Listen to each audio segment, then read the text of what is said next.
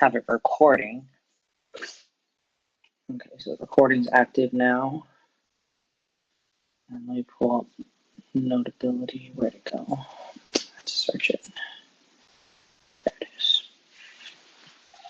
So we're on lecture. Pull out this Apple Pencil. There you go. 17th lecture right now. So 9080.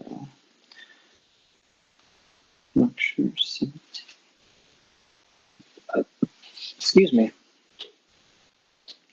And what we're doing is we're wrapping up chapter 2. And again, we're in the algebra textbook right now. So if you remember,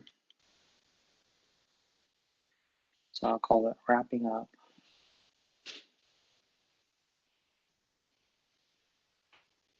Chapter 2. Again, this is in the algebra text.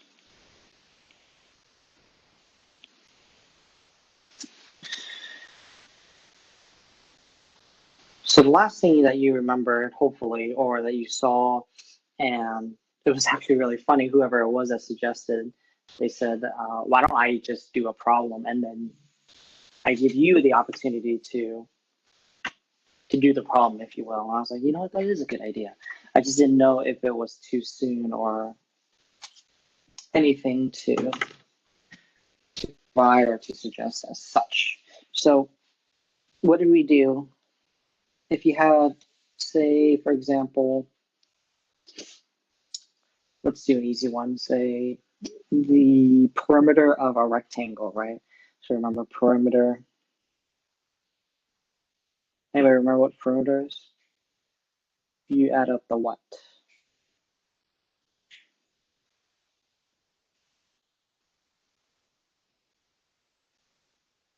Add up. Anybody remember? Isn't that when you add up each side? Mm-hmm. Add up total sides of a given shape. Now each shape, of course, has its own formula. And again, that's the most informal way to think about it, right?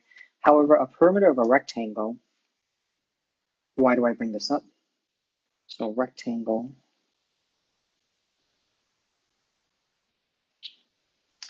it's equal to this. So you got P equals twice the length plus twice the width. And then you can have a question that says, hey, for example, e.g., right? Rewrite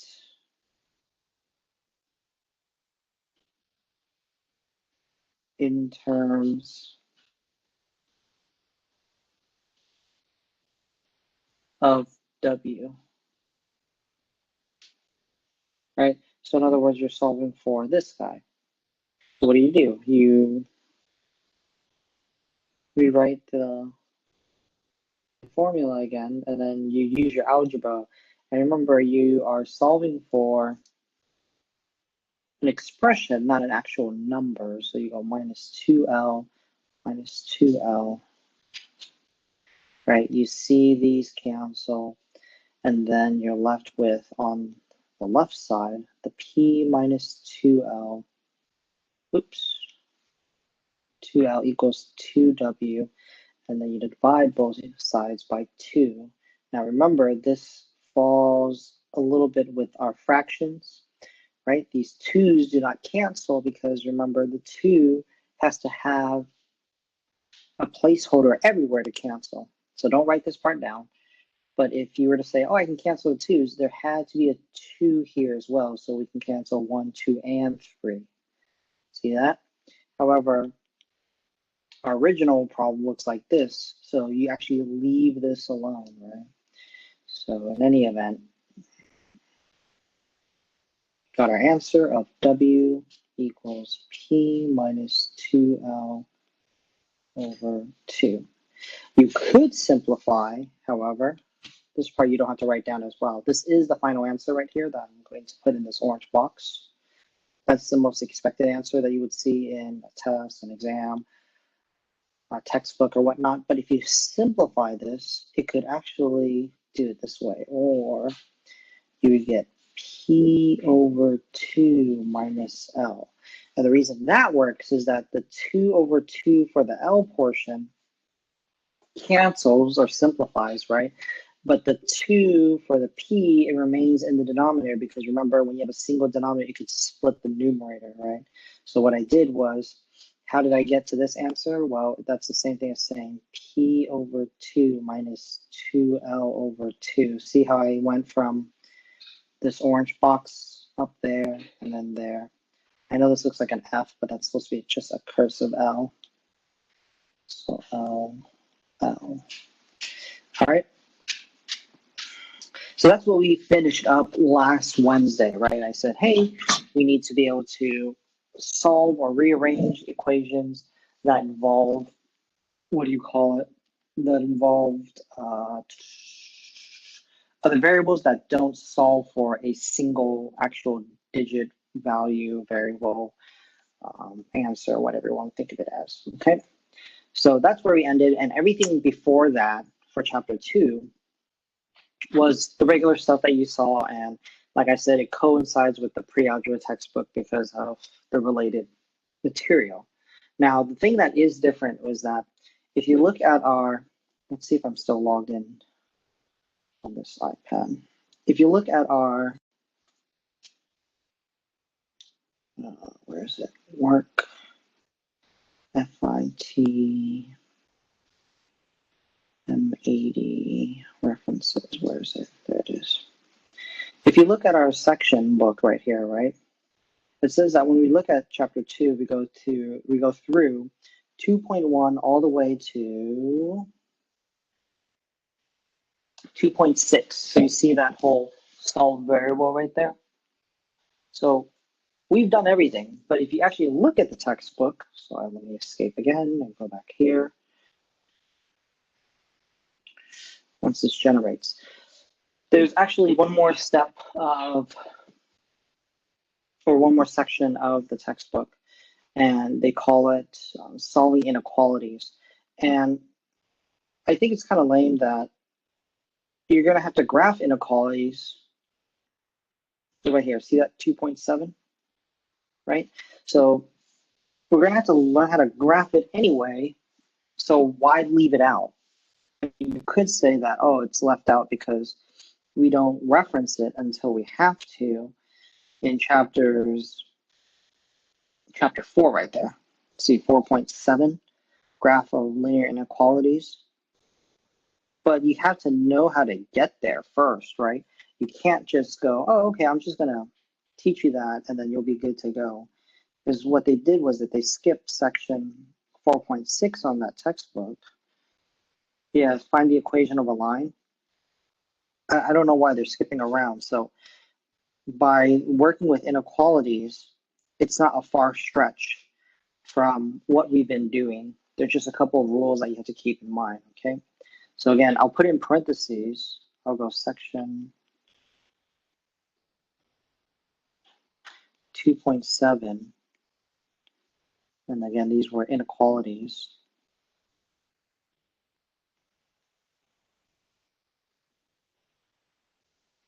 But then I also write in black too, not on outline, but helpful when graphing. Because even though not in our outline, you're gonna have to know to do this anyway, just for the graphing's sake. So there's that, right? Now, what do you have to do? Well, not much really. So there's a couple things that I want you to be aware of, and then that's pretty much it. And they talk about a number line here, just in terms of introduction, but we don't necessarily have to do that. I just have to show you the rules that are involved. Okay. So what are inequalities?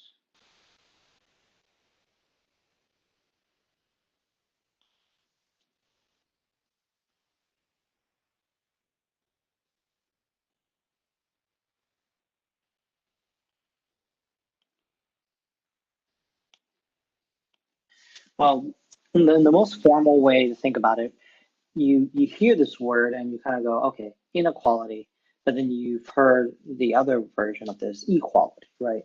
Whether it's equal, equal sign, equal equation. Now, if you extend it to real life things, equality for all, equal rights, rights of people, you know, equality in terms of a company for hiring, right? No discrimination. So equal means you are trying to be fair, same across the board. And inequality is the negative version of it. So in the most informal sense, right? They are unequal situations, right? Unequal. Actually, it should probably be unequal. I think that's the proper prefix. Unequal, unequal. Now I'm going to search this because my English is so poor. Is it unequal or unequal?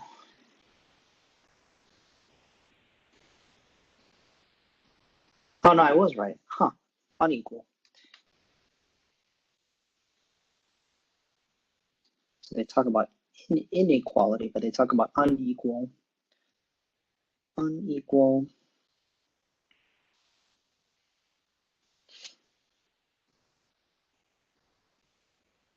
Balanced equations. Or situations. So that's the most informal way to think about it, right? Well, what are they, for example? Well, there's symbols involved, right? So you have, let me scroll up, right? Symbols involved.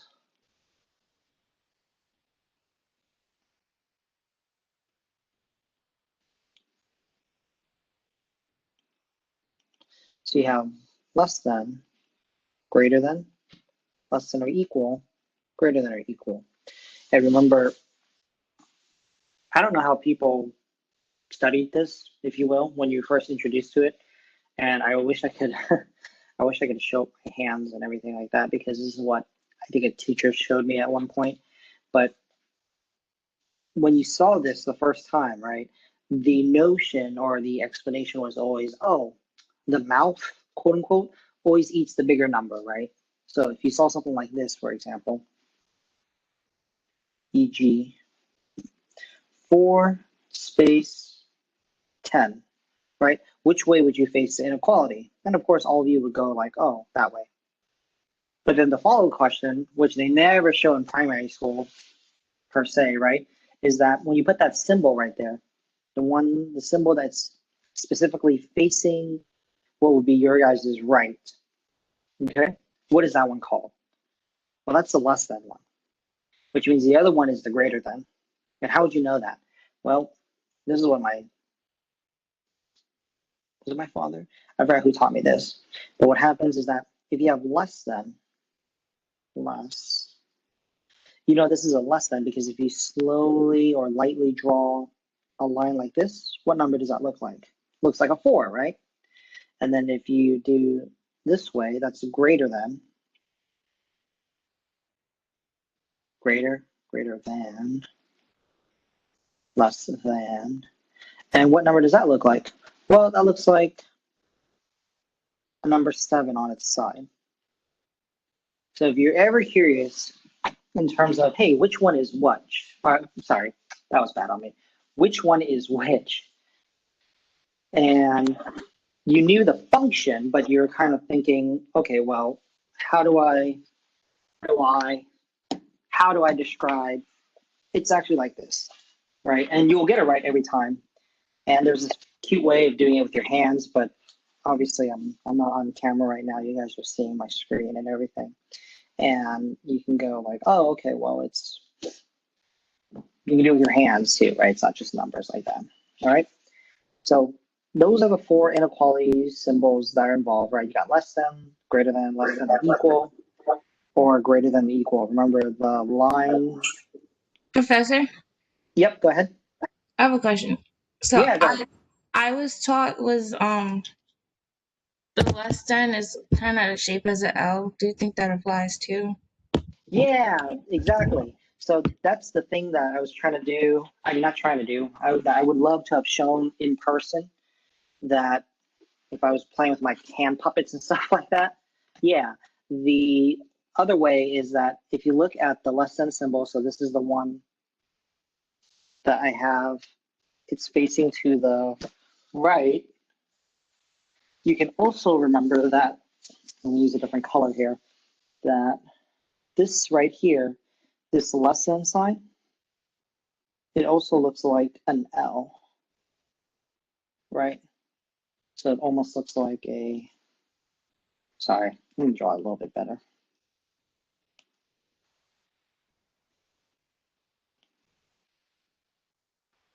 So if you do it this way, right, this looks like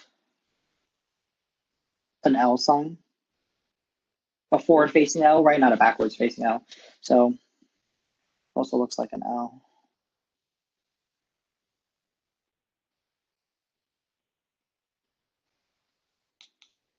Looks like L or less than. But yes, thank you for sharing that. That's what I was trying to describe, but you know, this looks like a 7. That looks like a 4. Or if you can remember as well that the less than symbol looks like an L if you were to straighten it out. So it kind of goes like this, and you're like, oh, it looks like an L. Either method works. You won't get it incorrect as long as you just remember these types of things. But yes, thank you for sharing. That's what I would have done. I would have like held my hands up in class and I'd be like, look at this, it looks like an L. Or I would have asked everyone to hold up their hands and like, what shape does this look like? That type of funny thing. So it's a matter of knowing that you're inequality because you have these 4 symbols, 1 of 4, right? And then you also know that, what do you call it?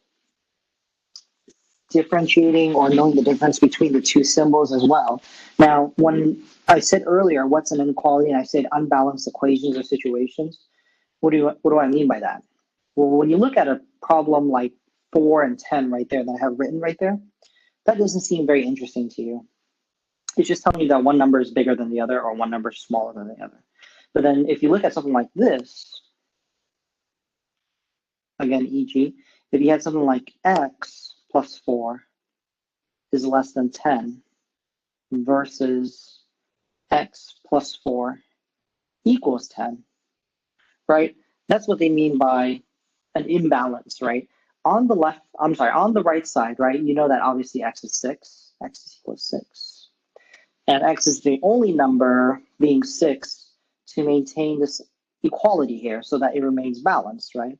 Yeah, there's 2 terms here, but the 2 terms add up to 10, and then 10 is still 10, so therefore they're equal, right? Whereas the one on the left here, you have many numbers that can fall into x that will make this statement true or this inequality true, but you realize that it's going to be imbalanced because this right side is always going to be greater than the left side. Greater than left side. Right? So yes, there are many, many answers you can put for x, but whatever the restriction is, it has to be, that combination has to be less than 10, which means that the right side will always be greater than, right? So that's what I mean by an imbalance right now. Now, what do you do when you solve inequalities, right? If you have something simple like this, here's our first example for the day. So I'll just use today's date. Today's November 2nd right now. So say you had something like solve, right? You would have something such as x plus 11 is less than 2. Right, what do? Well, the cool thing is that when you're adding and subtracting, it's the same, right? You subtract 11,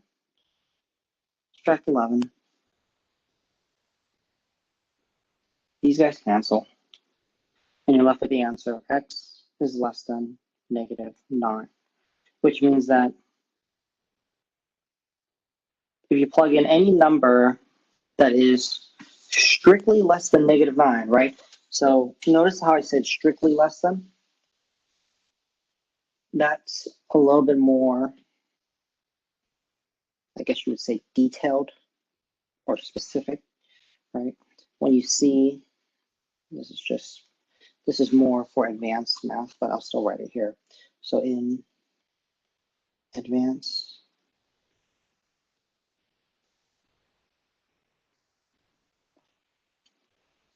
maths, normally when you see this, they will call this strictly less.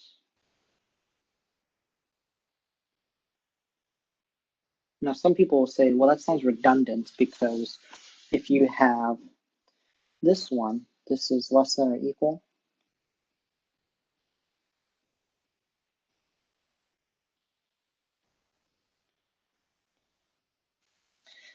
That strictly is to emphasize what's happening.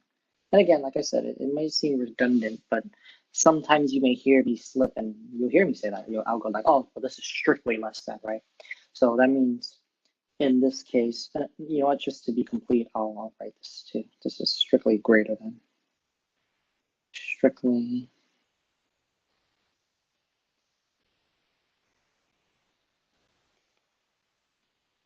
and you don't have to write this. This is just more for FYI, your knowledge. But it's good to know though. This is greater than or equal. Greater than or equal. So going back to our example here, when you have x is less than -9, right? That's not including -9. So that means that any value, as long as it's less than -9, will hold true for this inequality. If you plug in a negative, what, -10, it'll work. If you plug in a -100, it'll work. If you plug in 0, it won't work. Why? Because 0 is not less than -9. And that's where it gets a little bit confusing too, because you might go, oh, wait, but the number is smaller. It's like, yes, it is, but are you putting it in the direction that it needs to be in the inequality itself, right? So that's where people have to be careful. Okay, let's do another example really quick that involves, let's say, an addition instead. So say you did something like this, example 2.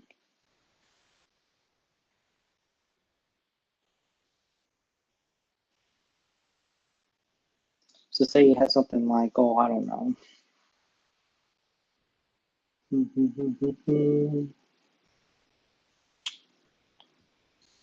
2 times x minus 3 is greater than or equal to,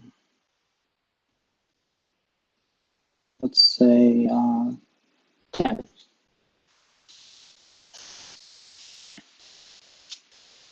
Okay. So you have this, and again, I'm pulling now ideas from previously, right? We got the distribution property right there. So you got 2x minus 6, and then this is greater than or equal to 10. And then now it just becomes like the problem that you just saw up here, right? You add 6 both sides.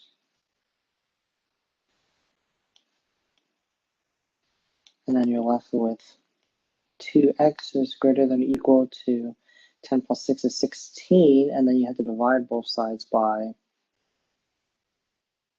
2. So then x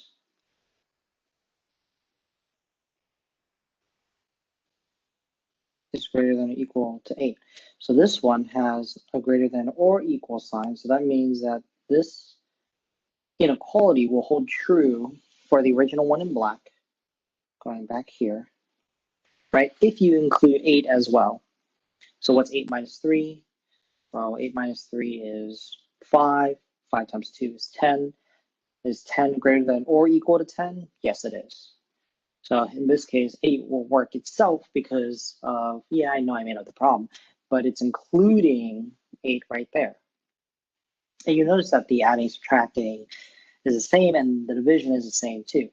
However, you'll find out though that there are some rules when it comes to dividing or multiplying by a negative. Really? Are my headphones already that low already? How is that? Oh, it's so strange. All right. So let me give you some rules so you can see what's going on. So rules for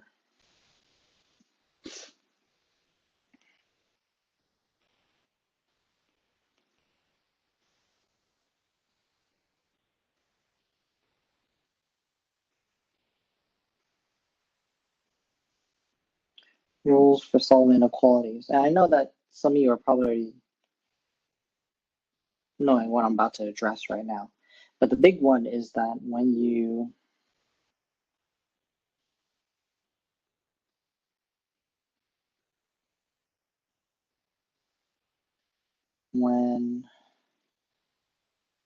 the variable,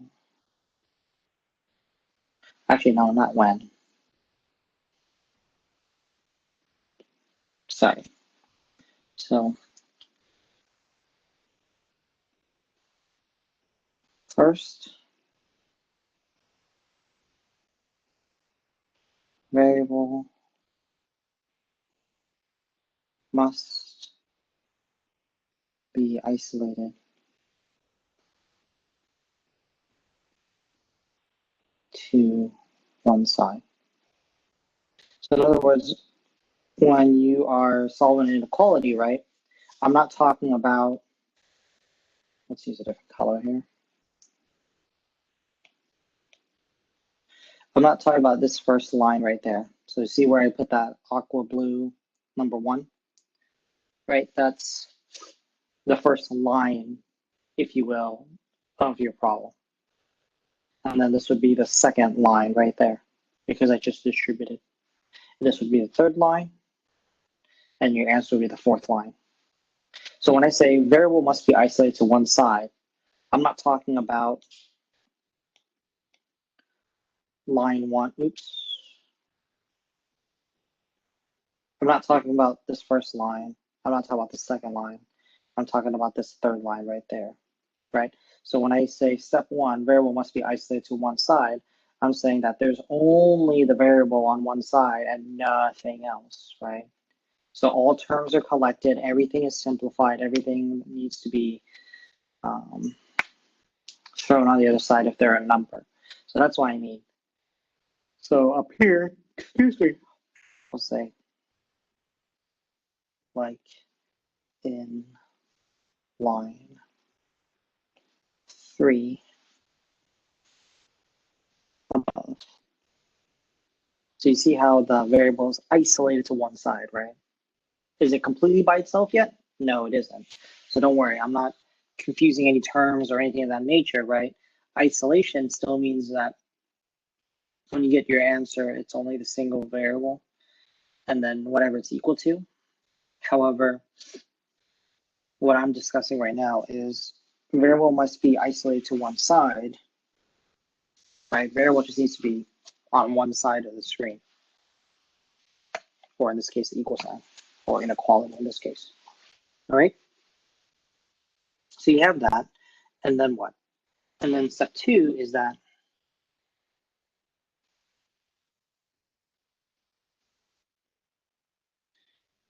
if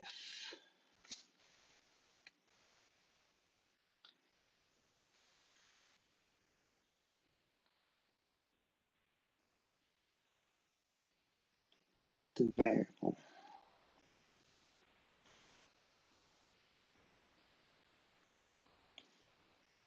has to be divided or multiplied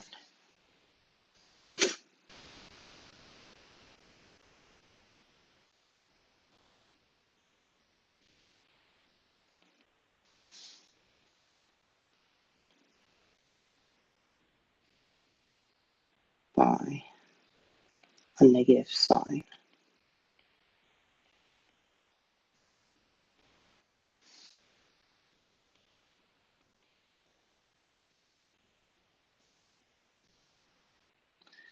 The inequality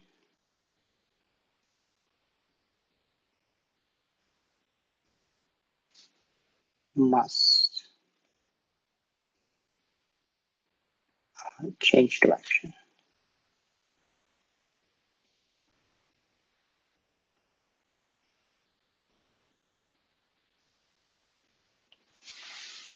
Right? Now, there may be other ways to explain this. However,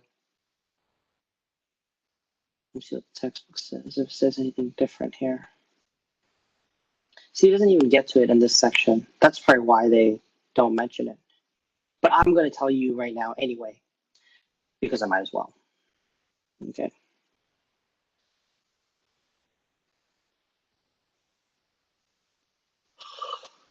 Example of this, excuse me. We're going to go to example 3. Let's start with an easy one. So say you had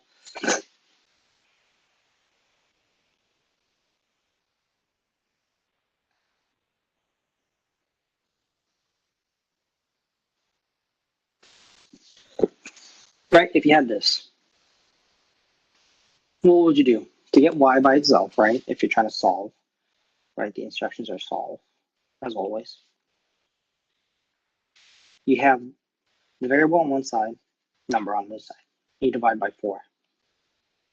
Now, the number we divided by was a negative. If the answer is no, you leave it alone. So then this just becomes y is greater than 5, and your answer is done.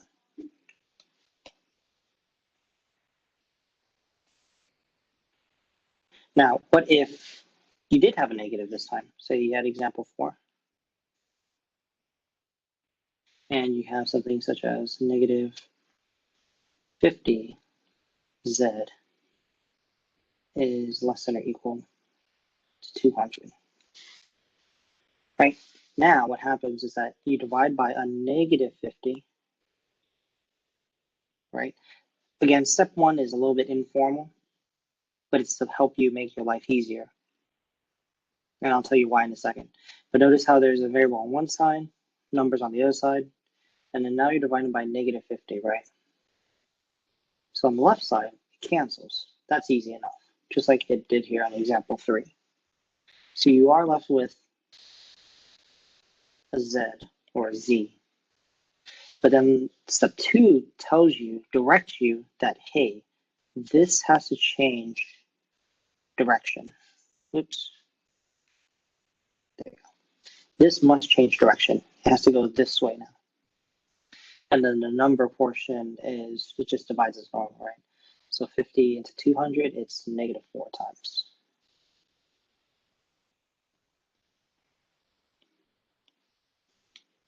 So then that's your answer.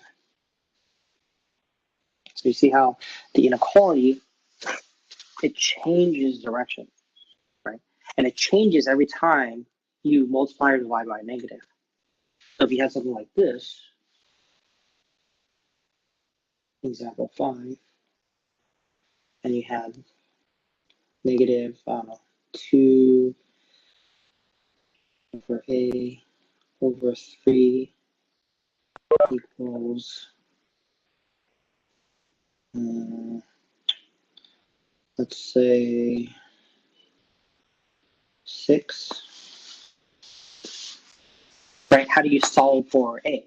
Well, I remember one time when we first were looking at this, some students were saying, hey, you can divide by the negative 2 and then multiply by 3. Well, you could do that. But then that's extra work, right? I would say, whenever you're presented with a fraction, you multiply by the reciprocal. Change that equal sign to be greater than or equal. We're still talking inequality, so I just put an equal sign by accident. So make sure you change that to greater than or equal in between. So what's the inequality here, or the reciprocal in this case? So if it's negative 2 over 3, it's negative 3 over 2. You see how you're multiplying by a negative now? So multiply by negative 3 over 2 as well. And then what happens is that everything cancels on the left side, right? Negative 3, 3, negative 2, 2. And you're left with a. But since you multiply by a negative, again, you have to change the direction of the inequality and, of course, finish your problem here. So 6 divided by 2 is 3. 3 times a negative 3 is negative 9.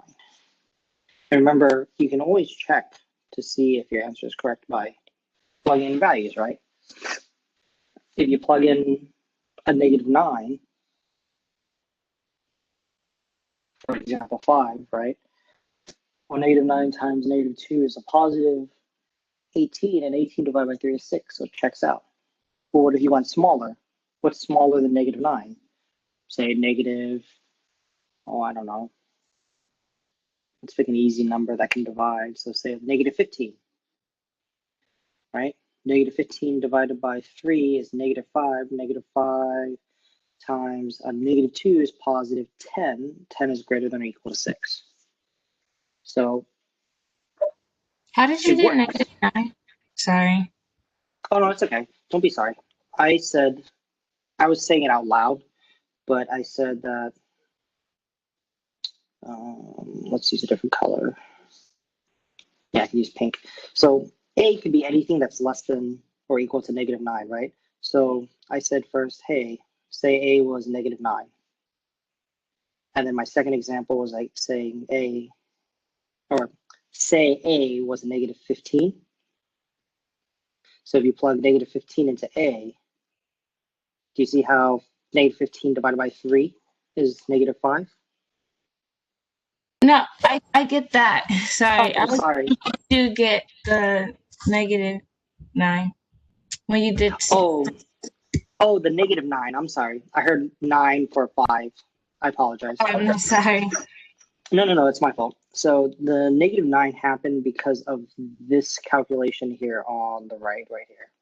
So remember, my hint for everyone is that whenever you have a whole number multiplied by a fraction, you put it over 1 to help you visualize the fraction, if you will. So then this right side becomes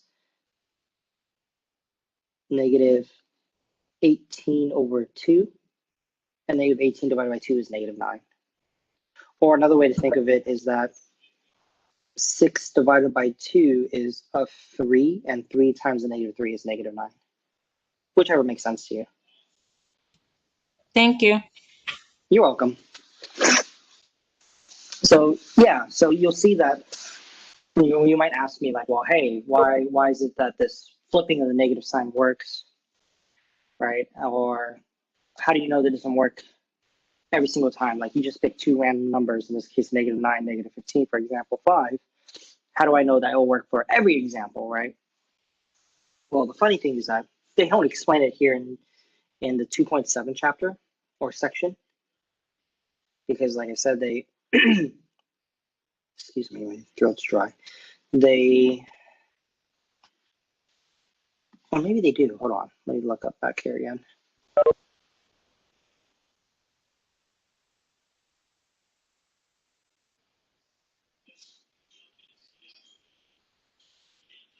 Solve inequalities that require simplification.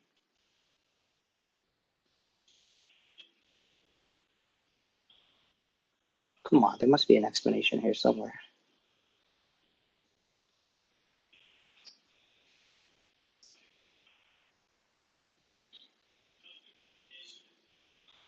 When we divide or multiply an inequality by a positive number, the inequality stays the same. Negative number, the inequality reverses.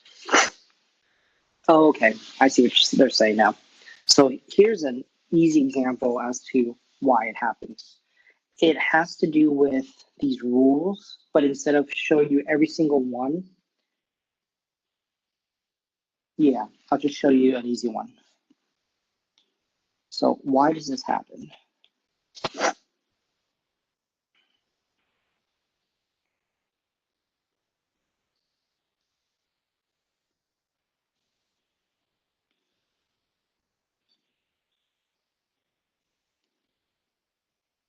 So why the change of inequality when facing a negative?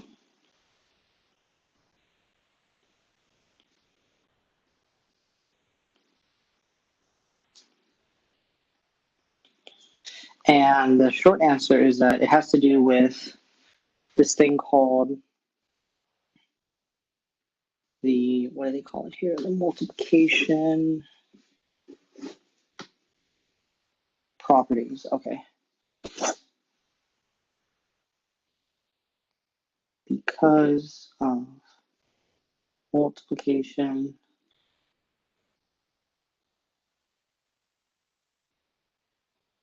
/ division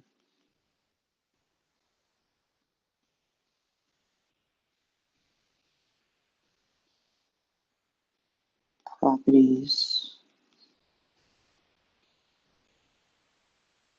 of inequality.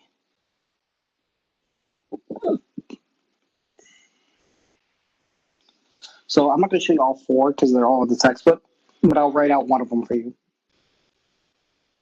So there's four.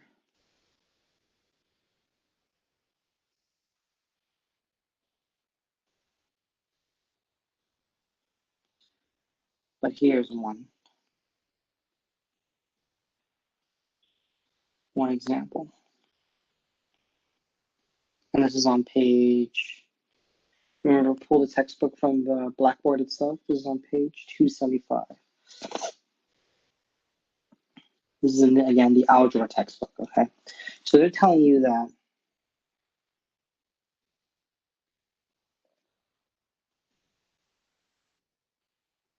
if you have two numbers, if A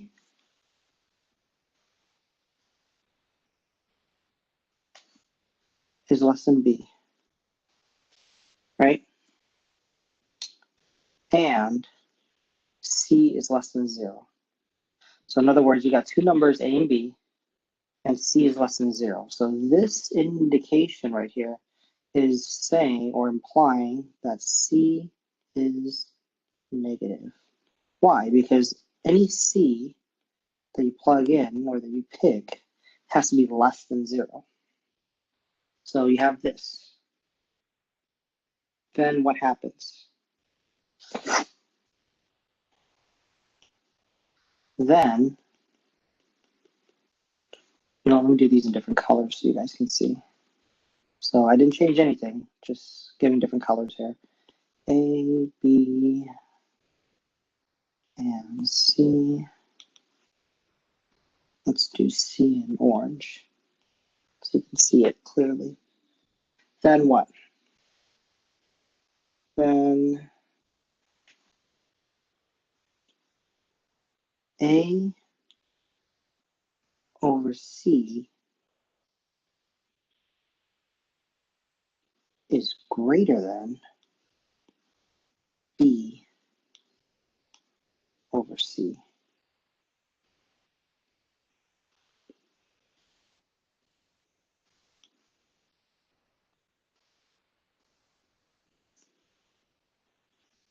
And what do they say here? AC greater than BC. AC is greater than BC. Now you may look at this and you go, oh my goodness, I remember when I was learning this in algebra, pre-algebra, whatever the case may be, we didn't have to worry about all these silly variables. We don't have to worry about this. We don't have to go about doing this. And you're right, because you were learning it for the first time and it was just, hey, these are the rules, follow them, don't question it, listen to your teacher, that type of thing. But that's not good enough, right? You find out that sometimes some people, not all of you, of course, but some people will require, you know what, I want a deeper understanding. Or if not a deeper understanding, I want to know why it's working the way it works. So this is why. So this is telling you that if you have two numbers, A and B, right, and one is less than the other, and then you introduce another number, a third number here, C in this case, and it's negative, right? Well, they're telling you that if A is smaller than B, well, if you divide by both of them, it makes the smaller number bigger and the bigger number smaller. That's the short answer. See that? So if you look, this was small and this was big.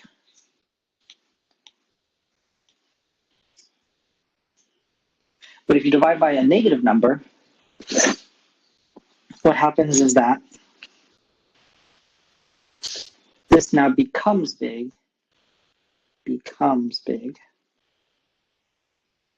or bigger, and this becomes smaller.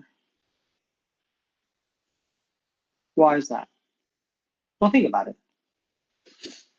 When divide both sides by a number, right? And it doesn't change its value. Whatever small stays small, whatever big stays big, right? So you don't have to write this part down, but let me just show you as a baby example here. That say you had 5 and 10. What's bigger, 5 or 10? In this case, 10 is. But then you divide both sides by a positive number, right? Say 4. It doesn't even matter that the number doesn't come in evenly. You just know that whatever happens here, that whatever the result is, 5 over 4 versus 10 over 4, you simplify that, 5 over 2, you know that the right side is bigger than the left side. Why? Because when you divide by a number and you divide by the same number and it's positive, the order or ordering in terms of who's bigger or smaller, it's preserved, it stays the same. Now, all of that goes out the window when you have a negative sign dividing. And that's why it's showing you these rules here.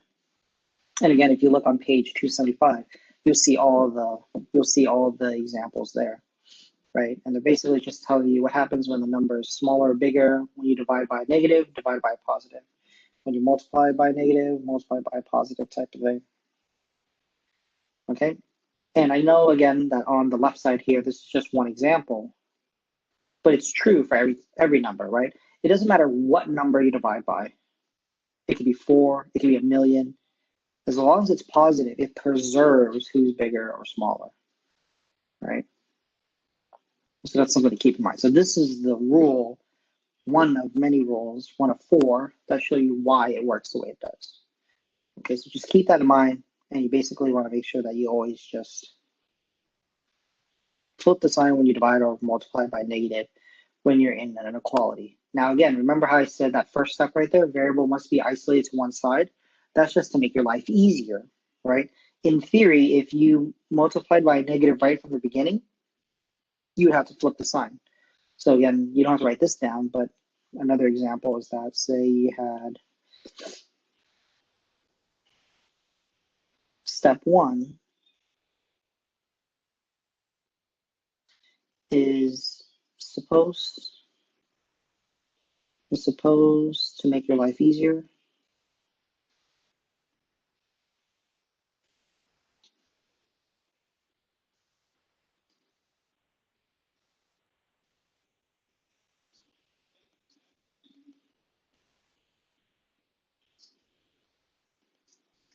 But right? If you had something like this, like, oh, I don't know, -5, 3x plus 2 minus 1 greater than -7, right? If you took the time and you multiplied everything by a negative just to get rid of the negative sign, see what I'm doing right there? I'm multiplying the entire expression or inequality by -1. How does that work? Well, it changes everything, right? This becomes a +5, 3x plus 2 doesn't get affected because of the -5 in front. -1 changes to a +1. You got to change the sign. So see that right there? That still changes. And then now you're at a +7. So does anybody ever start off multiplying or dividing by a negative like that? Very rarely. But can you? Is it legal? Oh, absolutely.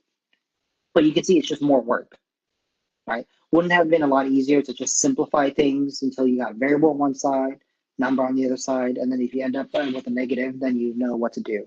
You divide or multiply by the negative, flip the sign, and then you're done for the day. Okay? So again, step one that I outlined earlier, it's supposed to make your life easier, right? It is not mandatory. However, I personally suggest it because, like I said, it'll make your life easier. Okay?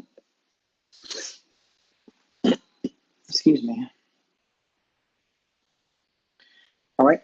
What other questions on this introduction to inequalities? This isn't the last time you're seeing it. We're just going to move on, and then what will happen is that, let me check what the next chapter is. We jump straight to chapter 4. Okay, cool. What other questions for inequalities, if any?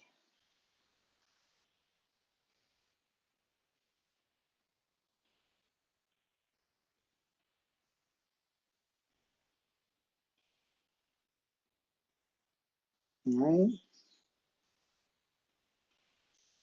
Okay. Sounds good. So what's the next chapter? Chapter 4, as I just showed or flipped to here. Chapter 4 is graphing, basically. And then they talk about the rectangular coordinate system and all that fun stuff, but we have to actually talk about graphing basics in terms of your foundation and what it means to graph and things like that. So we skip chapter 3. Let me do that quick here on my textbook. Sorry, not my textbook, but on the textbook. And then graphs. All right, here we go. Using the rectangular coordinate system. All right, so now we're on chapter 4. So this is, again, still algebra textbook, chapter 4.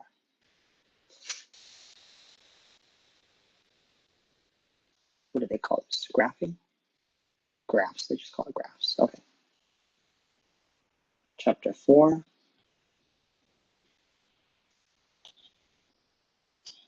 Graphs.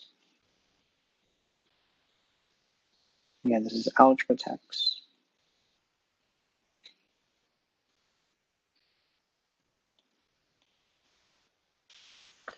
So section 1, right? They talk about the properties of a graph. Oh, my headphones are dying. Okay, so I'll just disconnect them.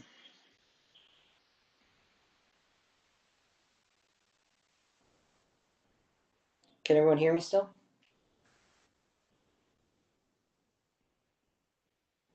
Yeah. All right, cool. Just had to double check. Thanks. All right, so when you see a graph, right, whether you realize it or not, people are talking about what's called the rectangular coordinate system. Why? Because it looks like a rectangle. That's the short answer. But if I do this, right, a lot of you will probably already remember that this is only a snapshot of the grid, or the graph, if you will. Those arrows represent that they're supposed to go on forever. And then that this is the y-axis. Y-axis. Hey guys, so I am going to show you,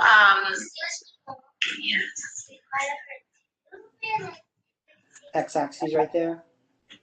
please be quiet for 2 minutes. Thank you. Okay, hey guys, I am going to. Oh, that was strange. That was me, right? Doesn't look like it. All right. So y-axis and x-axis, right? And then you know that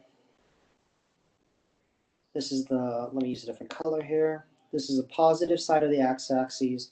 This is the negative side of the x-axis. This is the positive direction of the y-axis, and this is the negative side of the y-axis. And then what happens is that you also talk about coordinates, right? Well, this is 1, 2, 3, and 4. So no matter what country you're in, no matter what level of mathematics you're learning, whatever the case might be, when you're talking about the coordinate system, it's always going to be labeled as such, right? There won't be any ambiguity or any mystery as to why something's the way it is, right? So the first quadrant right here is with labeled, of course, the Roman numeral 1. Second quadrant is Roman numeral 2.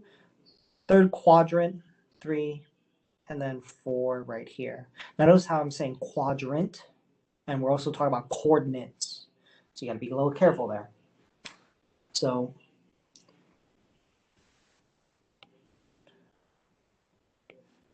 this is first quadrant.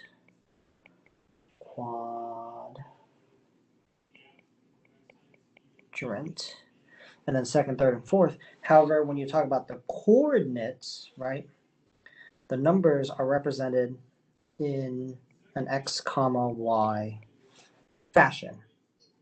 Well, what does that mean?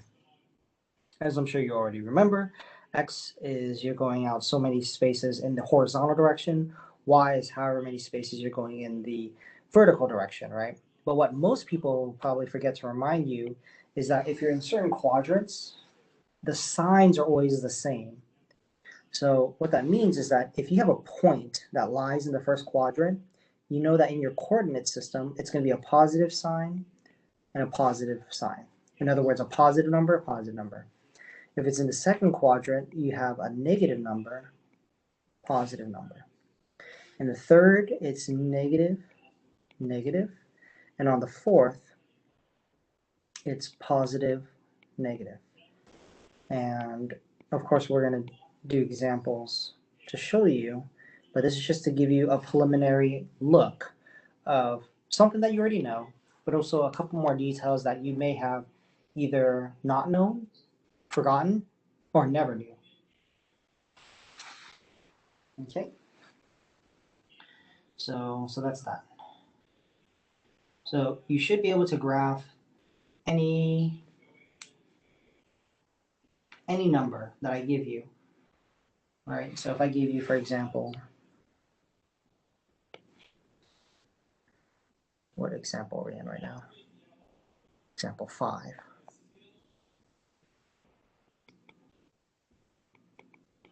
Right? I would say which quadrant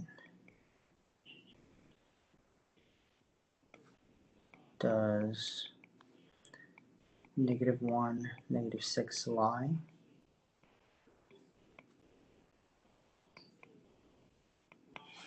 So which quadrant does -1, -6 lie? And remember, this is the x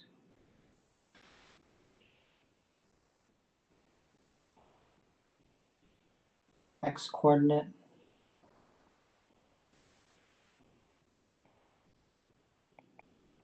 And then this is the y coordinate. And you would tell me what? 1, 2, or 3, or 4?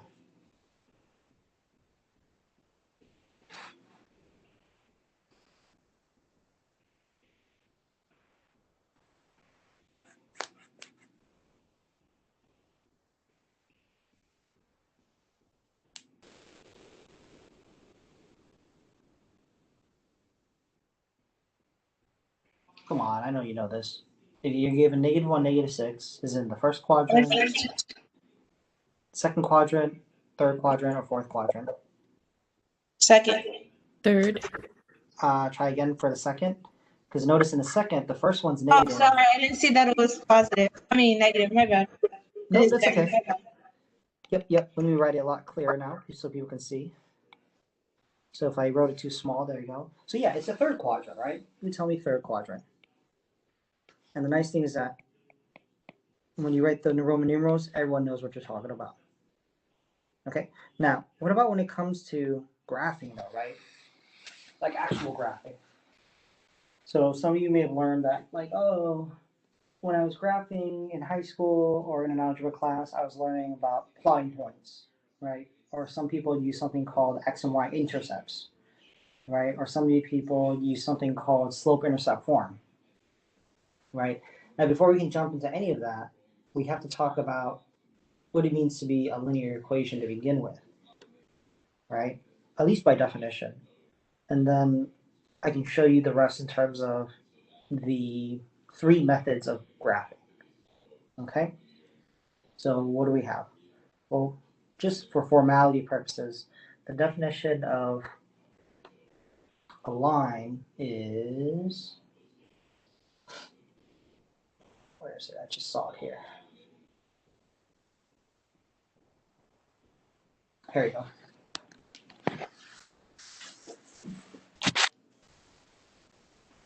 So we got definition here.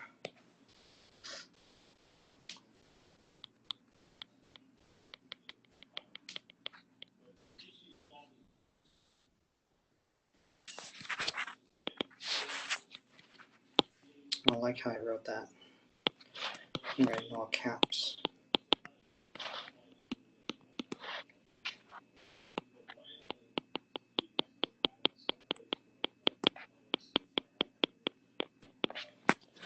So the textbook, this is on page 409, yeah, 409.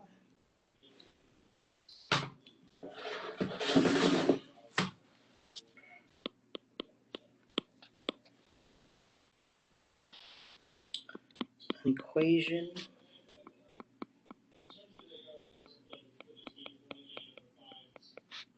of the form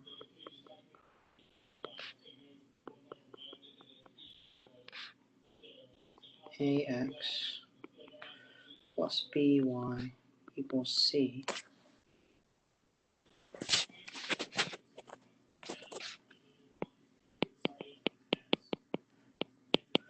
where a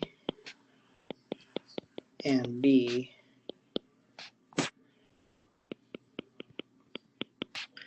are not both 0,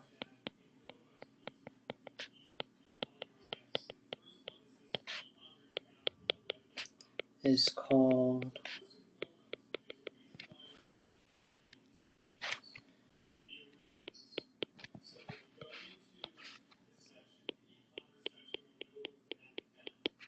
a linear equation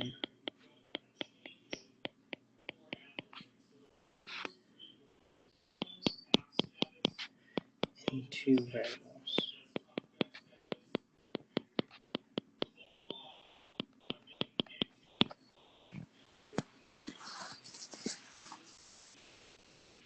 Now, even though I put this formula in a purple box right here, you won't necessarily use it in this form. Not all the time. Actually, not often. Okay, and I'll explain why in a sec. I'm going to go ahead and take a moment to copy this down.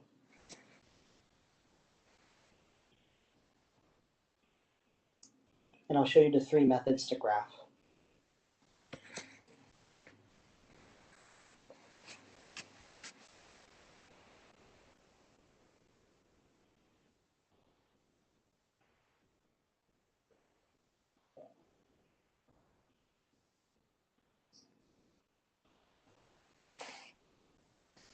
Uh-oh.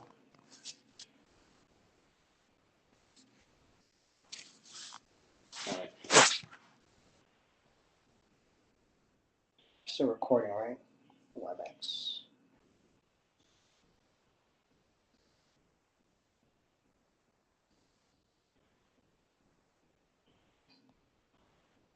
But my screen stopped sharing. Okay, sorry, hold on. Alright. Alright, here we go. So yeah, sorry if the screen stopped sharing right there. If you don't have this definition down, I'll give you another 30 seconds. Yeah, I'll give you 30 seconds. 30 seconds to copy this down.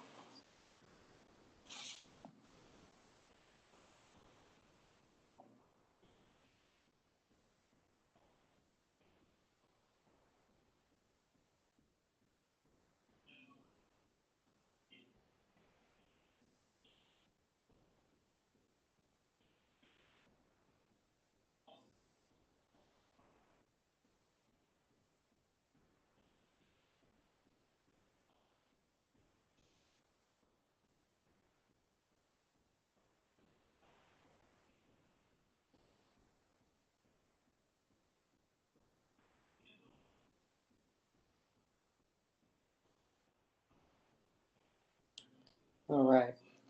So you got this definition down, and that's good enough as it is.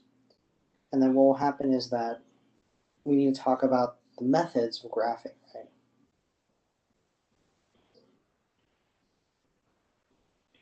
So let me write this down.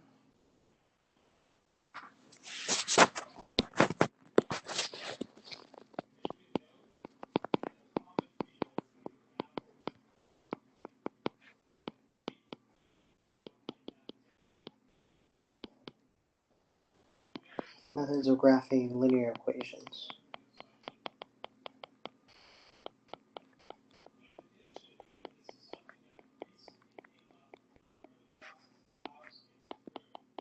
There are 3. I don't think we'll get all 3 today, but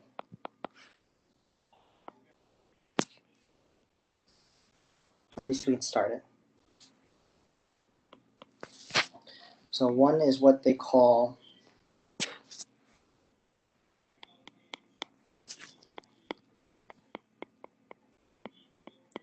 table of graphs, right? Some of you may have seen that as XY chart.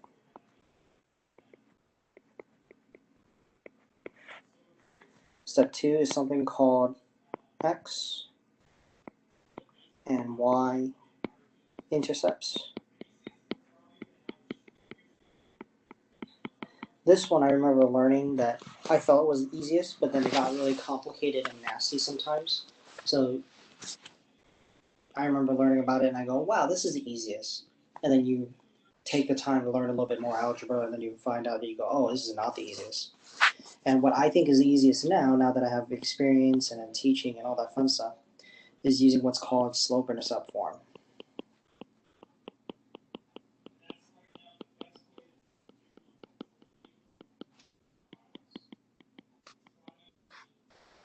Okay, so we're going to start with number 1 or method 1, right? And this will be example 6. Yeah, example 6. So there are 3 methods. I'm going to go down just a touch. So example 6. Graph the following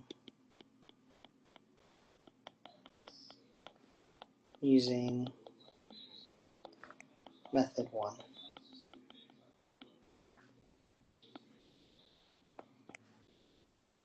And the equation we're going to graph is something like, oh, I don't know. Let's say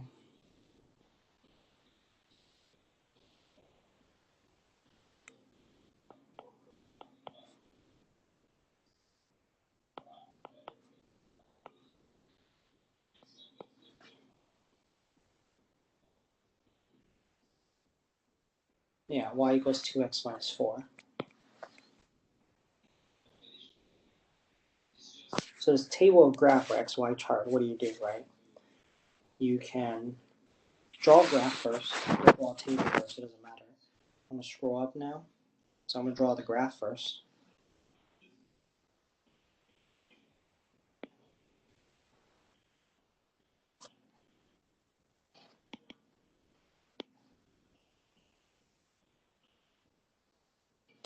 That's straight? Yeah, straight.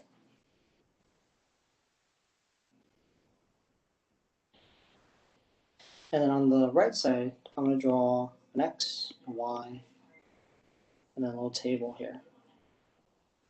So this is the easiest because, sorry, I know I said XY intercept is the easiest, but this is the easiest to understand. That's probably what I mean.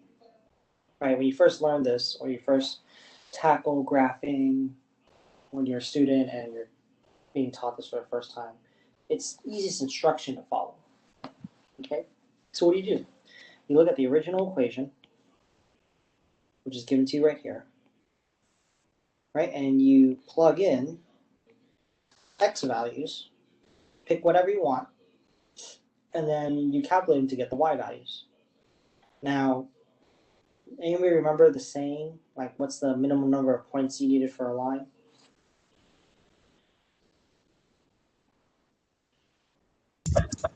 Is it 2? It's 2, right? And the saying goes, this is from geometry. I know not a lot of people are thrilled about geometry, but this is the saying. So you only need 2 points because from geometry, by definition,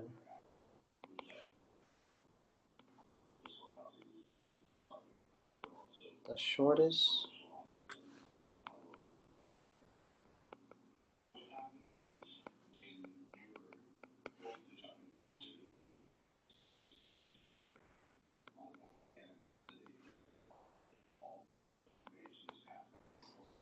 between 2 points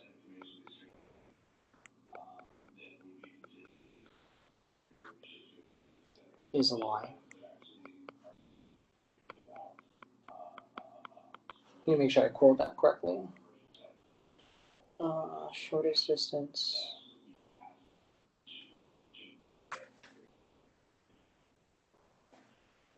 Oh, shortest distance, not length. So fix that to say distance, please. Shortest distance between 2 points is a line.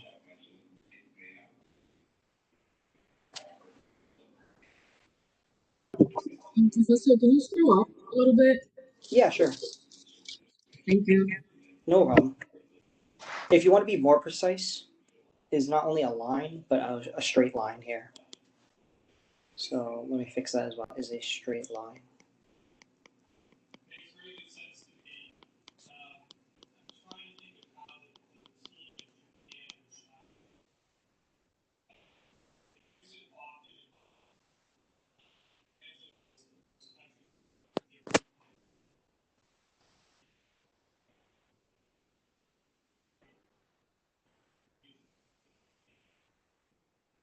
So that notion of, hey, the shortest distance between 2 points is a line, a straight line, is that if you have 2 markers, say you're in the city, right? Someone's staying at, like right now I'm at, where am I at? I'm on 65th Street and Central Park West. So I'm on the Upper West Side essentially, and I'm very close to Central Park. And someone is in a different part of the city. Anyone else in Manhattan right now? I am. Who is I, if I may ask? Zanaya. Zanaya, where are you at, if you don't mind sharing? Like ballpark. Harlem East 102nd Street. 100 and what, I'm sorry? 2nd Street. Uh-huh. Near First Avenue. So you're on 2nd Street. Well, actually, 102nd. I'm on the 102nd. East side. Okay, cool. So you're on 102nd Street and 2nd Ave, ballpark, right? Mm-hmm. All right. So if everyone were to look at like Google Maps or something like that, right? Or any kind of mapping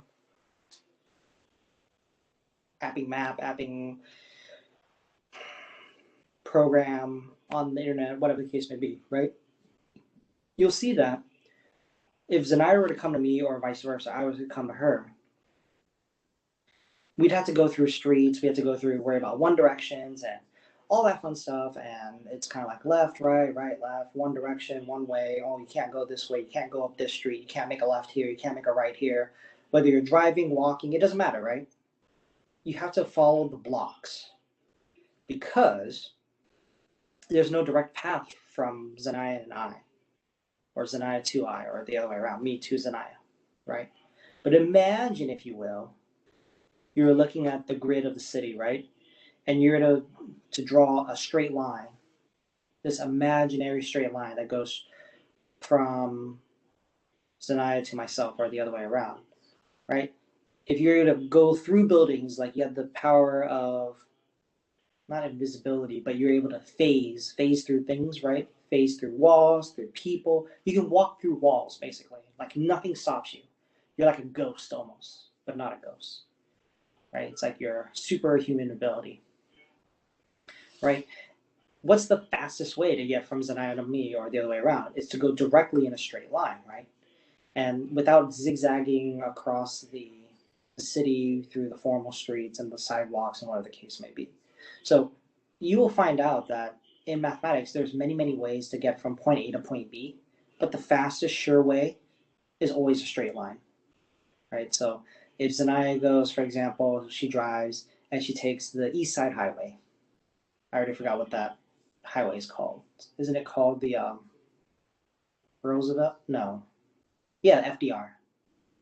Yeah, if she takes the FDR, then it's Yeah. like, okay, she can drive really fast when she gets on the highway, but she has to worry about traffic when she's in surface streets. Okay, so you're kind of like, okay, that's pretty fast. Or if you're like a cab driver, you're like, okay, maybe I'm going to drive through the streets. So I'm on Central Park West, and you're like, okay, that's pretty much a straight shot. Take Central Park West all the way up to 102nd, and then make a right.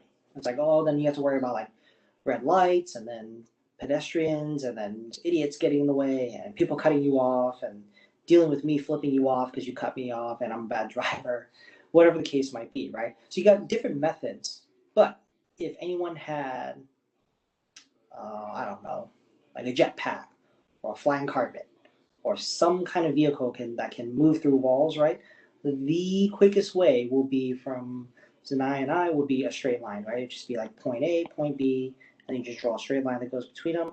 And you can see that no matter, even if you go at varying speeds, this is still the shortest distance, right? We're not talking about speed in terms of how long it takes, but the shortest distance between us, right? It's this exact line, because otherwise you have to kind of do this type of thing. You have to zigzag, or if you take the highway, you go to the right and then you go down and then you go all the way to the left, right? So we're not talking about time per se right now. That's a different concept. But if we're talking about strictly distance, right? The fastest way in terms of distance, or the shortest distance, I keep on saying fastest, I apologize. The shortest distance between Zanai and I is just that straight line that's between us, right? Because whether, so I got me here, Zanaya here. See, this is like the FDR, right? And here's Central Park right here. So she's something like this, right?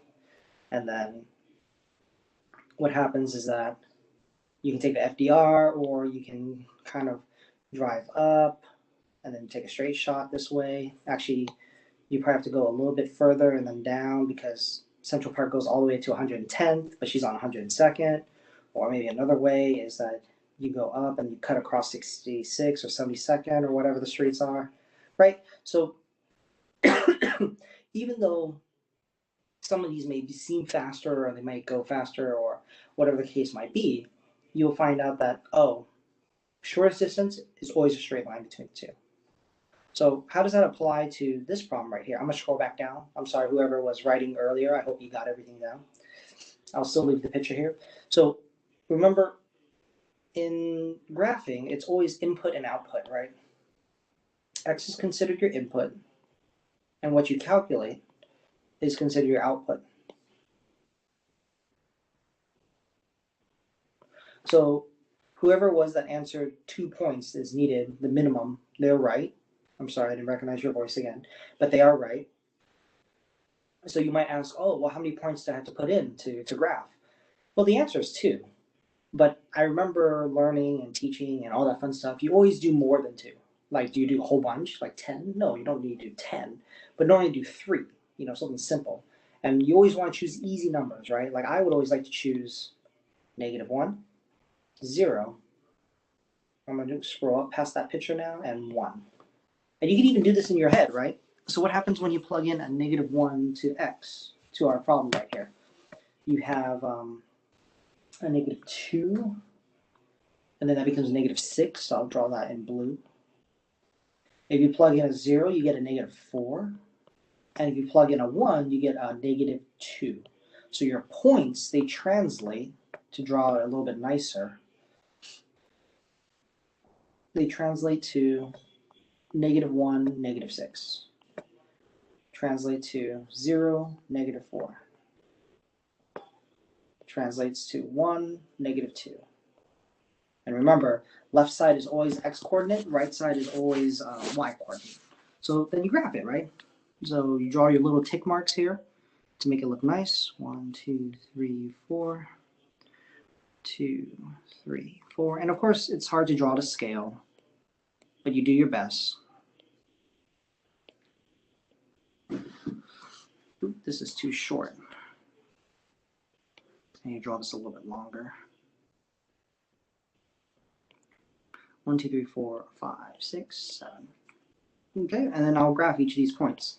So first one right here, -1, 6, right? So -1, I went -1 to the left, and I go down 6. So here's -1, -6. All right, then we're at 0, -4. So I'll do this one in light blue now. 0, that means you don't go left or right. You just go straight down. Why down? It's because the -4 is negative, so that means down. 1, 2, 3, 4. So that's right here. Right, this is now 0, -4. And last but not least, in green right here, you got 1, -2. So you go 1 to the right, because again, 1 is positive. And you're with -2 right there. And then again, that's 1, -2. And you just draw your line. Right, the line has to hit all 3 dots. I mean, I'm cheating because I'm using technology right now, but that's the idea, right? And remember, you always draw the little arrows at the end of the line because this is supposed to be a line that goes on for infinite or infinity or however you want to think of it, right? So this is an infinite line. Infinite.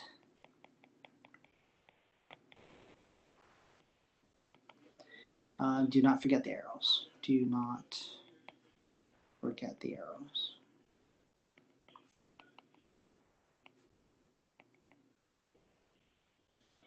All right. And that's pretty much it. Now, of course, we could do like a bajillion examples of this, but this is the nutshell of it, right? It's the first method that most people introduce, if not everyone introduces, in terms of teaching algebra. It's the easiest to understand. It's also the easiest to do, but it takes the longest to do, right? Because you got to calculate and you got to pick your points and you got to draw your graphs, and it takes too long, you know? And you'll find out that when I was talking right here, methods of graphing, you'll learn X, Y intercepts. You're like, oh, that's so much faster. So you use that, or you learn that, and you go like, oh, I thought that's the easiest. And then you figure out, no, that's not the easiest either, because then it gets really nasty sometimes. And then hopefully what you'll come to find is that when I teach you slope-intercept form, then you're like, oh, this requires a little bit of upfront work, but once you get the equation the way you want it, it'll be easy every time. So it's kind of like a mix of things, okay? So let me share this to Blackboard so that you guys can have access immediately.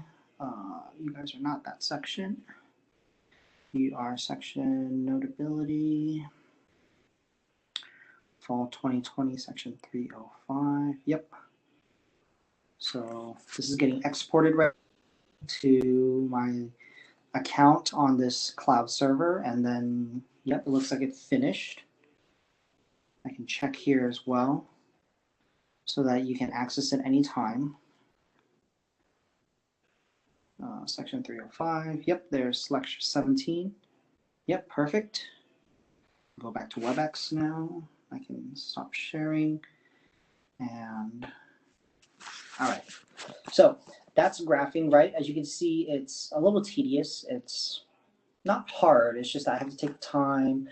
And if everyone's seen it before, that's great. If you haven't seen it before or it's been a while, that's great as well, because then you can call me out on it, right? You can go like, wait, how did you get this? Why does it work that way?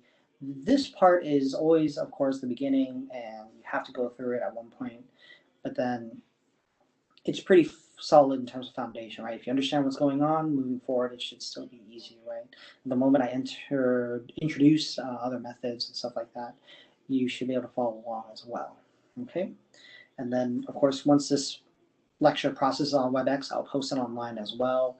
And then you're going to watch out for, what do you call it, my information about the midterm and everything. And make sure you please practice. I know I haven't been assigning homework. I'm kind of like keeping it up to you. And yes, I know it's open book and all that fun stuff for the midterm, but you really should be practicing, right? I haven't given you homework because the idea is that you're supposed to be practicing, right? Preparing and whatnot. So that's that. What questions do you have for me, if any?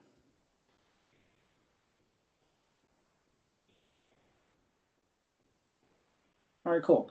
I'm going to stop recording now, and then you are dismissed.